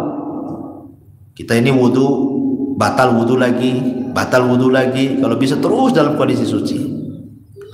Dan kalau bisa lagi setelah wudu ada sholat 2 rakaat. Karena Bilal bin Rabah ketika Rasul Isra Mi'raj itu, Rasul pernah disempatkan masuk ke dalam sorga. Dalam sorga Rasul itu mendengar suara terompah Bilal. Ketika ditanya itu suara terompah siapa wahai Jibril? Kata Jibril itu suara terompahnya Bilal. Maka setelah peristiwa Isra Mi'raj, Rasul memanggil Bilal dan mengatakan, ya Bilal, inni sami'tu khashkhasataka fil jannah famada tasna. Bilal, aku mendengar suara terompahmu di surga, apa yang kau lakukan? Kata Bilal, tidak ada. Oh boleh jadi, fa inni tawadda'tu wudu'an illa waqad sallaitu rak'atan. Boleh jadi karena saya tidak pernah meninggalkan wudu, dan setiap wudu saya tidak pernah meninggalkan 2 rakaat sunnah wudu. Nah, ini juga salah satu penyebab masuk surga. Kemudian selanjutnya az-zihab ilal masjid wal audatu minhu li ada'is salati. Pergi ke masjid bagi laki-laki. Karena Nabi SAW yang mengatakan seperti dalam hadis Nabi SAW, man ghada ilal masjid awraha a'addallahu lahu fil jannah nuzula. Siapa yang melangkahkan kaki ke masjid, maka Allah sudah siapkan tempat di surga. Kemudian juga selanjutnya al-iktsar minas sujud lillahi, perbanyak sujud kepada Allah. Ada seorang sahabat namanya Rabi'ah ibn Ka'ab al-Aslami. Rabi'ah ibn Ka'ab al-Aslami ini anak kecil. Rabi'ah ibn Ka'ab al-Aslami ini anak kecil, belum balik, masih kecil, belum balik. Tapi suka bantu Nabi. Kalau malam-malam itu dia tidur, kemudian waktu sepertiga malam dia bangun, tahu nabinya bangun jam berapa, dia bangun tuh, belum balik anak ini. Kemudian menyediakan tempat wudunya, airnya untuk Nabi wudu. Jadi Nabi tertarik sama Rabi'ah ibn Ka'ab al-Aslami. Kok masih kecil belum balik, kok luar biasa pengkhidmatannya kepada Nabi SAW. Sehingga Rasul mengatakan, ya Rabi'ah, kira-kira apa imbalanmu? Kau sudah baik sama saya, kata Rasul. Minta, coba minta apa? Ini anak-anak sekarang kalau dibilang minta-minta, pasti yang diminta aneh-aneh. Minta lato-lato kan itu kan. minta sepeda-sepeda, minta mainan anak-anak kan. Tapi Rabi'ah ibn Ka'ab al-Aslami apa yang diminta? Dia mengatakan, ya Rasulullah, wahai Rasul, jadikan aku temanmu di surga. Itu anak kecil ngomong begitu ya. Inni uridu murafaqaka fil jannah, ya Rasul, jadikan aku temanmu di surga. Subhanallah. Kata Rasul, minta lagi yang lain katanya. Kata Rasul tidak, kata Ka'ab enggak, Rabi'ah bin Ka'ab enggak, itu saja katanya. Subhanallah, anak kecil ngomong gitu juga. Coba ya kalau antum punya anak gitu ya, 7 tahun, 8 tahun, nak minta apa? Minta ke surga sama Habib. Luar biasa. Nah, coba antum ngomong apa? Minta apa? Minta duit paling. Anak sekarang minta apa lagi kan itu ya? Lihat Rabi'ah bin Ka'ab. Apa kata Rasul? Fa inni ala nafsika bi kathrati sujud. Baik, saya akan kabulkan permintaanmu, tapi ingat, ini bukan majanan. Masuk surga bukan gratis. Bantu aku supaya engkau menjadi temanku di surga, perbanyak sholat. Ya, sejak itulah Rabi'ah bin Ka'ab sholat sampai meninggal, tidak meninggalkan qiyamul lail. Karena Rasul mengatakan seperti itu. Karena sholat itu banyak sujud di situ. Dan setan itu paling tidak suka dengan orang sujud. Jadi kalau ada orang sujud, setan akan datang. Si iblis akan mengatakan, umir tabis sujud fasajada falakal jannah. Engkau diperintahkan sujud, kau sujud, kau masuk surga. Wa umirtu, dan aku diperintah an asjuda falam asjud, untuk sujud aku pun tidak mau sujud, faliannar, aku pun dimasukkan ke neraka, kata iblis. Jadi sujud itu adalah amalan yang bisa menjadikan sakit hati iblis ya. Kalau makin banyak sujud makin sakit hati iblis ya. Maka ini juga perbanyak sujud. Kemudian selanjutnya al-hajj wal al-mabrur, haji yang mabrur. Haji yang mabrur itu kata Rasul, al-hajjul mabrur laisa lahul jaza illal jannah. Haji yang baik itu tidak ada balasan kecuali surga. Kemudian selanjutnya qiraah ayatil kursi dubura kulli salatil maktubah. Jangan lupa baca ayat kursi setelah salat wajib. Kata Nabi sallallahu alaihi wasallam, man qara'a ayatal kursi fi duburi kulli salatin lam yahulla bainahu wa baina dukhulil jannah illa al-maut. Siapa yang membaca ayat kursi, kata Rasul, setiap selepas sholat wajib, maka tidak ada yang menghalangi antara dia dengan masuk ke dalam surga kecuali kematian. Kemudian selanjutnya menjaga 12 rakaat rawatib. Menjaga 12 rakaat, karena Rasul mengatakan, siapa yang menjaga 12 rakaat, bunyalahu baitun fil jannah, Allah akan bangunkan satu rumah di surga. Kemudian juga selanjutnya adalah ifsya'us salam, mengucapkan salam. Mengucapkan salam. Di antara tanda-tanda kiamat itu, kalau orang mengucapkan salam kepada yang dikenal saja. Kepada yang tidak dikenal nggak mau salam, padahal jelas-jelas dia seorang muslim. Dan itu banyak hari ini. Kalau bukan gengnya nggak mau salam dia. Nah, gengnya saja satu pengajian, nah, baru assalamualaikum. Dari jauh-jauh assalamualaikum kan itu ya. Kalau bukan gengnya cuek aja dia. Kesalahan sekarang ini kadang-kadang merubah salam dengan bahasa lain. Oi gitu ya. Selamat siang, selamat sore di kantor ya. Maka ini tidak boleh mengganti kalimat salam seperti itu. Jelas salam itu sebuah kebaikan. Bahkan ada seseorang itu bercerita mengucapkan salam sama orang, bukannya dijawab malah jawabannya apa? Kau kenal aku katanya. Gitu pula dia jawabannya. Diucapkan salam, assalamualaikum, bukan dijawab. Kapan kau kenal sama saya katanya. Dia mau nyunah Nabi kan, bukannya dijawab malah jawabannya kayak gitu. Kan aneh orang ini. Malah bingung kalau diucapkan salam, seolah-olah harus kenal saja. Kalau nggak kenal tuh malah nanya, kapan kita kenalan katanya. Sok kenal pula kamu sama saya katanya. Aneh pula. Itu tanda-tanda kiamat. Ucapkan salam kepada yang dikenal saja. Padahal ngucapin salam itu sesuatu yang bisa menanamkan kecintaan, tapi ada adabnya juga. Kalau ada orang mengucapkan salam begini, assalamualaikum, maka jawabannya waalaikumsalam warahmatullah, titik sampai di sini. karena dia bakhil mengucapkannya, cuma assalamualaikum saja. Jawabnya waalaikumsalam warahmatullah. Kalau dia mengucapkan salam, assalamualaikum warahmatullah, kita jawab waalaikumsalam warahmatullah wabarakatuh. Karena dia kasih 2, kita kasih 3. Kalau dia mengucapkan assalamualaikum warahmatullahi wabarakatuh, kita juga lengkap waalaikumsalam warahmatullahi wabarakatuh. Jadi begitu caranya. Lihat dia ngomong apa. Tapi di antara kesalahan orang yang salam adalah terkadang seseorang memulakan salam itu kepada orang kafir, tidak boleh. Orang kafir tidak boleh disalami. Bahkan kalau orang kafir salam, kalau dia jelas tidak salam, hukum, nggak jelas lah ngomong apa dia, maka cukup dijawab wa alaika. Jangan wa alaikas salam, karena orang kafir tidak ada selamat. Wa alaika gitu saja. Orang kafir nggak ada yang selamat. Jangan ditambah wa alaikas salam, jangan. Orang kafir wa alaika cukup sampai di situ. Ya. Karena di zaman Rasul ada orang kafir itu salamnya aneh. Assalamualaikum ya Muhammad. Bukan assalamualaikum, assalamualaikum gitu. Sam dengan salam beda. Salam itu keselamatan, sam itu kematian. Seolah-olah assalamualaikum, mati aja kau Muhammad gitu soalnya kan. Maka Rasul wa alaika, kau aja yang mati gitu. Wa alaika gitu ya kata Rasul.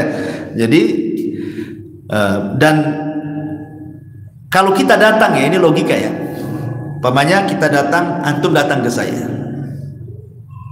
Tolonglah doakan saya. Atau datang ke siapa, tolonglah doakan saya.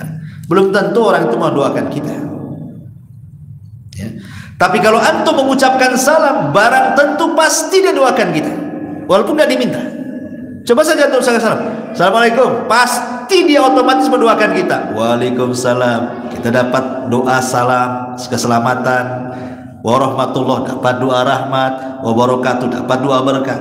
Kita kan gak minta didoakan itu kan, kita pancing dengan salam, akhirnya didoakan kita. Coba ya kan ya. Kalau antum satu hari 100 kali mengucapkan salam, 100 orang mengucapkan waalaikumsalam warahmatullahi wabarakatuh, berarti 100 orang itu mendoakan 3 perkara kepada kita. Mudah-mudahan kita selamat, mudah-mudahan kita dapat rahmat, mudah-mudahan kita berkah. Apalagi yang dicari di dunia, cuma 3 ini aja.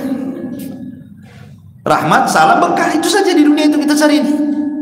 Makanya paling enak kalau minta doa sama orang itu pancing dengan salam, pasti dia doakan kita ya. Jadi ini penting juga.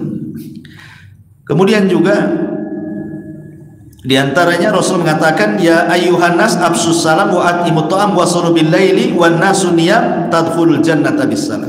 Wahai manusia, sebarkan salam, beri makan orang fakir miskin, salat malam saat manusia tertidur, maka kalian akan masuk surga dengan selamat. Jadi menyebar salam diantaranya juga sebab orang masuk surga. Memberi makan fuqara wal masakin juga diantaranya sebab masuk surga, termasuk qiyamul lail diantara sebab masuk surga. Kemudian setelahnya as-sidqu fil hadits wal wafa'u bil ahdi wa ada'ul amanati wa hifdzul faraji wa ghaddul basari wa kaful yadi. Di antara yang menyelamatkan orang atau yang memasukkan orang ke surga adalah jujur dalam bicara, amanah dalam janji, kemudian juga menjaga setiap amanah orang, menjaga kemaluan, kemudian juga menundukkan pandangan dan berusaha untuk tidak menyakiti orang. Dan itu disebutkan dalam satu hadis. Rasul mengatakan, "Idminu li sittan min anfusikum adman lakumul jannah." Kata Nabi SAW, jaminkan kepadaku 6 perkara, maka kalau melakukan 6 perkara, ku jamin kalian masuk surga, kata Nabi. 6 perkara ini kata Rasul, kalau dilakukan, kata Rasul, ku jamin kalian masuk surga. Apa 6 perkara ini? Kata Rasul, usduku idha hadatstum, jujur kalau bicara. Jujur kalau bicara. Memang jujur ini agak berat ya. Apalagi dunia-dunia kerja ini kadang-kadang sulit jujur itu kan. Makanya kenapa dulu dunia bisnis, dunia perdagangan, perniagaan tuh, aduh, kadang-kadang kalau tidak jujur, alasannya kalau jujur tak dapat untung katanya. Maka di zaman Nabi, Umar bin Khattab suatu ketika mendengar percakapan seorang ibu dengan anaknya. Nah, besok kita jualan susu biar banyak untungnya, kita campurlah air mineral tuh katanya. Kata anaknya, janganlah Bu, Umar kan melarang. Kata anaknya kan, kata ibunya, Umar kan gak dengar katanya. Kata anaknya, iya walaupun tak dengar tapi Umar punya Tuhan. Tuhannya Umar lihat kita. Lihat di zaman Umar ada yang gak jujur, itu di zaman sahabat. Sekarang zamannya sudah jauh dari sahabat. Ya makin banyak orang yang gak jujur kan gitu. Subhanallah ya, kita lihat kisah ini.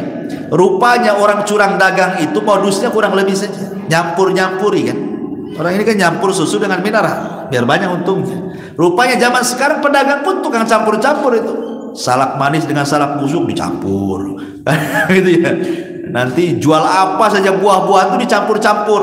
Makanya di zaman Nabi lewat ke pasar. Orang dulu kalau jual beras kan zaman bahula kan gitu ya. Kan belum ada beras karungan plastikan, zaman dulu kan nggak ada. Orang jual beras pasti berasnya ditaruh di tempat bisa diraba orang dulu itu. Nggak kayak sekarang kan, berasnya pakai plastik gitu. Rupanya beras-berasnya juga dari plastik rupanya. Kan ada tuh beras plastik ya kan, bukan diplastiki saja, beras-berasnya plastik katanya. Sampai ada juga yang kayak gitu. Di Rasul itu datang ke pasar, sengaja lah pegang-pegang itu gandum itu, dimasukkan pula tangan Rasul ke dalam gandum itu. Rupanya basah bawahnya, kering pula atasnya. Rasul SAW mengatakan, loh kok aneh nih, masa yang basah bawahnya, yang atasnya pula kering? Pedagangnya mengatakan, iya Rasul, asabatu matar, oh tadi baru hujan. Tuh, bayangkan, dia mau membego-begokan Nabi. Hujan itu bukan dari bawah, hujan itu dari atas.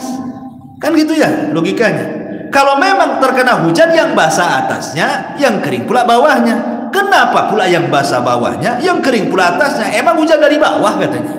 Kata Rasul, ini yang basah letakkan di atas, yang kering letakkan di bawah, supaya manusia melihatnya. Kemudian Rasul mengatakan, man ghasyana falaysa minna. Siapa yang menipu bukan umatku, kata Nabi. Oh gitu ya. Jadi memang sulit di pasar itu mengurangi takaran, ganjeli timbangan, motong meteran, macam-macam di pasar. Sumpah-sumpah palsu, semua ada di pasar. Ya berkaitan dengan ketidakjujuran gitu. Wal wafa bil ahdi, yang kedua, laksanakan janji. Sekarang sulit nih kan. Kalau sebelum jadi pejabat, masya Allah janjinya itu segudang. Nanti kalau aku kepilih, oh semua disebutkan tuh. Sampai laut, hutan itu semua disebutkan. Kalau sudah kepilih, tak ada laut, tak ada jalan, tak ada hutan kan itu ya. Dia pula jadi orang hutan. Jadi kadang-kadang tidak mudah melaksanakan janji. Makanya jangan suka janji. Kalau tidak bisa melaksanakan, jangan banyak janji. Itu akan ditanya loh di hadapan Allah. Apalagi janji kepada umat yang nanya orang banyak. Makanya di antara hisab terberat itu kalau nanti pada hari kiamat dicari orang. Hisab yang paling berat diantaranya adalah ketika pada hari kiamat orang ini dicari orang banyak. Itu hisabnya paling berat. Orang yang dicari orang banyak pada hari kiamat itu paling berat hisabnya. Coba pejabat itu sebelum menyalonkan kan dia melibatkan orang banyak kan.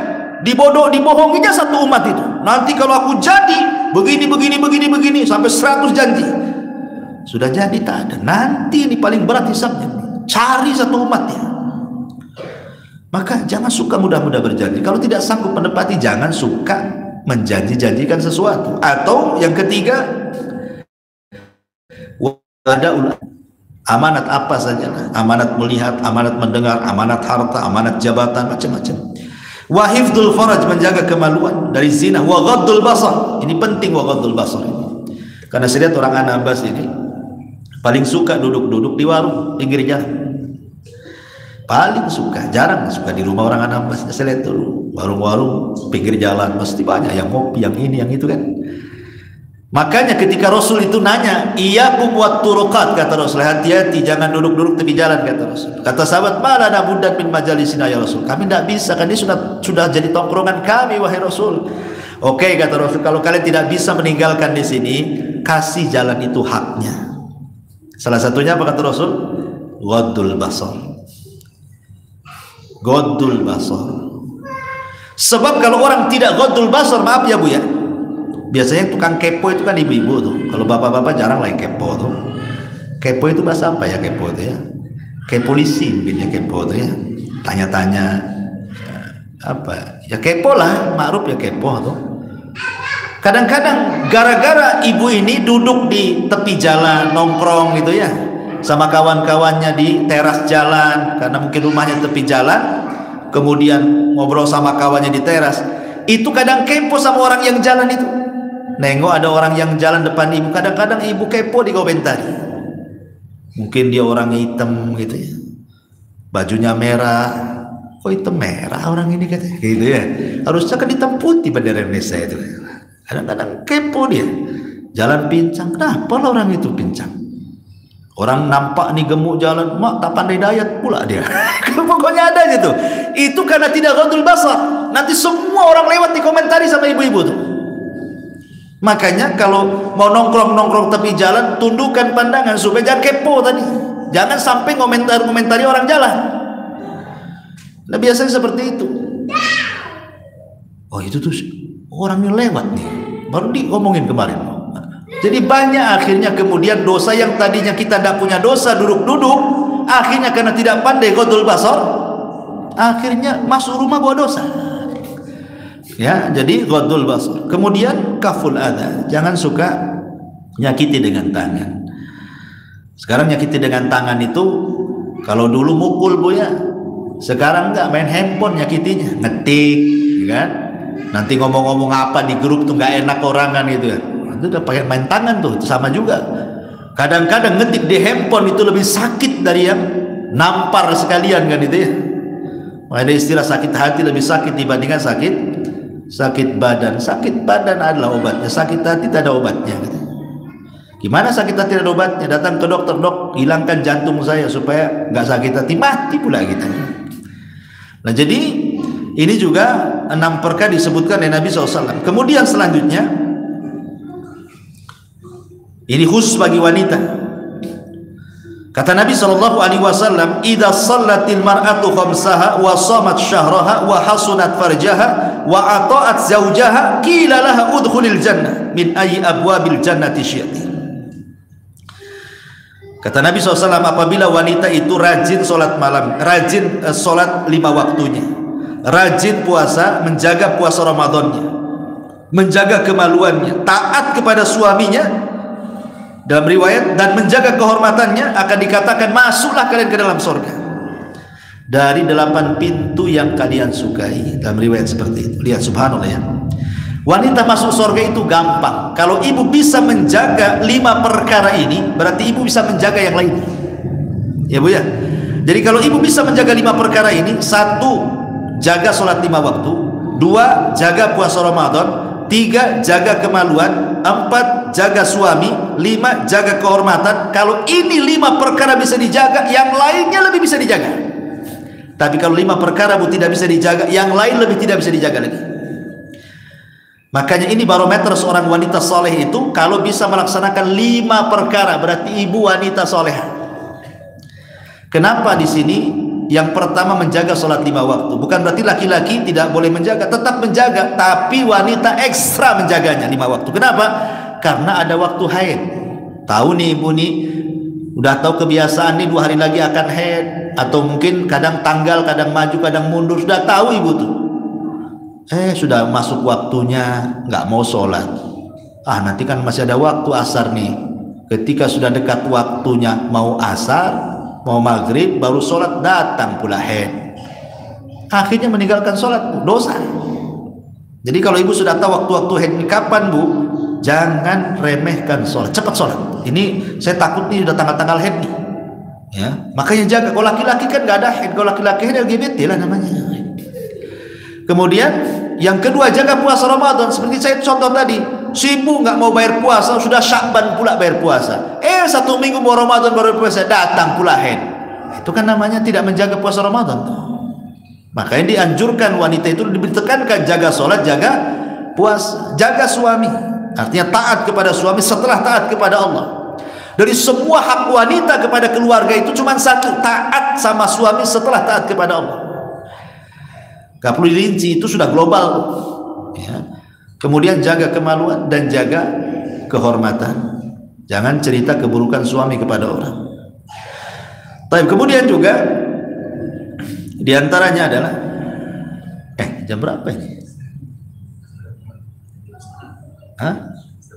5:30 maghrib? Oke, kita singkat saja. Ya. Kemudian yang selanjutnya adalah tarbiyah bagi yang punya anak wanita. Ibu kalau ditakdirkan punya anak wanita, benar-benar berawat. Karena anak wanita agak berat perawatannya dibandingkan laki-laki. Ya, karena perlu mahram nantinya macam-macam kan. Makanya jaminannya luar biasa. Kalau mampu membesarkan anak perempuan sampai jadi anak soleh itu, solehah, itu besar pahalanya. Ya. Kemudian juga kafalatul yatim, mengkafil anak yatim. Kemudian juga as-samahatu fil bai' wasyira. Kalau Anda seorang pedagang atau seorang peniaga, mudahkan dalam jual beli. Jangan bakhil. Mudahkan jual beli, karena sekarang ini kenapa tidak berkah dalam jual beli itu? Karena masing-masing penjual dan pembeli dua-duanya bakhil. Contoh, kalau dia sebagai penjual, bakhil dia. Kalau dia sebagai pembeli, bakhil. Saya jual buah-buahan, beli 1 kilo, ya dia 1 kilo saja. Umpamanya kita jualan salak gitu ya. Nah, sudah salah 1 kilo, jangan bakhil. Kasih salak umpamanya 1 kilo, tambah lagi 1-2 buah tanpa sepengetahuan pembeli. Itu namanya shadaqatus sir. Shadaqatus sir itu nambah berkah dagang. Jelas timbangnya 1 kilo kan, kita tambah lagi. Ini pembeli tak tahu kalau kita tambah, dan tidak mungkin juga ditimbang lagi sampai rumah kan. Nah, itu sebenarnya berkah dagang di situ. Kalau jadi pembeli bukan penjual, kalau hanya kemudian kembaliannya 1.000-2.000 perak, jangan pula disibukkan nih penjual keliling nyari susu sampai ke pasar, akhirnya 1 jam dia cari itu, nukar uang nggak dapat. Akhirnya berapa banyak, akhirnya pembeli itu lari-lari, nggak ada penjualnya lagi tukar uang katanya. Bakhil kali kita ini. 2.000, 3.000, udahlah 2.000, 1.000 perak. Ini gara-gara 500 perak ibu kadang-kadang pindah langganan. Ini repot nih. Malas beli bawang di situ, kenapa? Mahal 500 perak. Lah, bakhil betul. Ini kacau di tukang bakhil. Makanya kenapa Rasul mengatakan rahimallahu rajulan samhan idza ba', samhan idza ishtara, samhan idza iqtada, samhan idza qada. Semoga Allah merahmati orang yang kalau jadi penjual dia pemurah, pembeli dia pemurah. Kalau dia menjadi orang yang menghutangi, dia menjadi pemurah. Kalau orang yang membayar hutang, dia pun jadi pemurah. Allah merahmati orang kayak gini. Ini jaminan surga berdasarkan hadis Nabi SAW. Kemudian yang selanjutnya adalah at-tajawuz 'alal muqsir. Kalau kita ada orang hutang sama kita, nampak dia tak sanggup bayar, bukan dia memang bukan orang kaya, memang betul-betul tak sanggup bayar, maka kita boleh mempermudah dengan 3 cara. Cara yang pertama, ditangguhkan lagi. Umpamanya kan 1 bulan harus bayar, rupanya tidak bisa bayar, tambah lagi waktunya 2 bulan, 3 bulan. Atau cara yang kedua, sudahlah kamu kan hutang sama saya 100 juta, bayar saja 50-nya ambil. Atau yang ketiga yang paling baik, sudahlah saya sedekahkan untuk kamu. Itu namanya mempermudah dalam hutang piutang, ya kan? Kemudian juga ini jannah surga. Kemudian as-sabru ala faqdi nikmatil basar. Sabar ketika Allah berikan hilangnya nikmat penglihatan orang buta. Kalau dia sabar orang buta itu, maka dia akan dapat surga. Allah takdirkan tadinya melihat jadi buta, dia sabar, Allah takdir, maka Allah berikan dia surga. Karena orang buta itu sedikit maksiatnya. Karena maksiat yang paling banyak itu mata kan. Nengok sana, nengok orang buta, mau nengok apa? Gelap semua. Kalau dia sabar, Allah jamin masuk surga orang buta. Kemudian imatatul adza anit thariq, berusaha menghilangkan gangguan-gangguan di jalan itu. Umpamanya kita dari rumah ke masjid, nampak ada paku, ambil, taruh di pinggir. Ya. Nampak ada batu ini, oh ini bahaya motor nih, taruh di pinggir. Nampak ada lubang ini, ambil semen, ambil pasir, kacau, kita buat jalan situ. ya sedikit. Ya kalau berapa meter pemerintah yang bangun. Kalau hanya lubang kecil ya bisa lah kita ya bangun kan. Ya, kemudian karena dulu ada seorang ulama namanya Ar-Rabi ibn Khaytham. Rabi ibn Khaytham ini kalau dari rumah ke masjid, dia nampak ada sesuatu yang menghalangi keamanan orang, batu tahap dia ambil, kemudian disisihkan dan mengatakan, ya Rabb, kalau memang ada pahalanya ketika aku ini menghilangkan gangguan dari jalan, saya transfer pahala itu orang tua saya yang sudah meninggal. Rabi bin Khaytham, luar biasa kan, transfer pahala sama orang mati gampang. Kalau kita tidak punya sedekah, tidak punya uang, datang ke masjid ini untuk sedekah orang mati orang tua saya, nggak punya untuk itu, gampang, keliling jalan saja, cari ke paku yang ngalangi orang tuh. Ada paku, ini bahaya, ambil, ya Allah ada pahalanya untuk orang tua saya. So, keliling, carilah paku tiap hari. Jadi pemulung paku pula jadi ya. Kemudian juga at-ta'affuf an su'alin nas, jangan jadi meminta-minta, merasa kaya. Kadang gini, saya itu heran, kadang ada orang kaya diazab dengan kekayaannya. Ada orang kaya itu yang diazab dengan kekayaannya. Maksudnya gimana? Jadi tidak ada waktu untuk istirahat. Ada orang kaya itu diazab dengan kekayaannya, tidak ada waktu untuk istirahat, itu tidak ada. Malam udah sibuk main handphone dengan rekan bisnisnya, besoknya lagi malam cerita bisnis, siang cerita bisnis, semua cerita uang saja, tidak pernah ada istirahat. Coba orang yang miskin itu bisa lihat tidur, ya kan? Orang yang kadang nganggur-nganggur, kerjaan sekali-kali, bisa dia mancing, ya. Tapi ada orang kaya tersiksa dengan kekayaannya, gitu kan? Kayaknya nggak ada istirahat bagi dia. La ilaha illallah. Berarti sebenarnya orang kaya yang seperti ini dia orang miskin. Kenapa? Karena kaya masih cari uang, masih sibuk dengan uang. Kan orang harusnya kan orang miskin yang kayak gini nih. Kenapa orang kayak gitu kan itu? Harusnya kalau sudah kaya sudah istirahat, cari ibadah kan. Ini enggak. Ya. Kemudian yang terakhir adalah sayyidul istighfar, perbanyak istighfar. Wallahu a'lam bishawab. Ini sudah kelamaannya. Mudah-mudahan manfaatnya. Kita tutup dengan doa kafaratul majlis. Tidak ada soalan. Subhanallah bihamdika asyhadu an la ilaha illa anta astaghfiruka wa atubu ilaik. Wallahu a'lam. Assalamualaikum warahmatullahi wabarakatuh.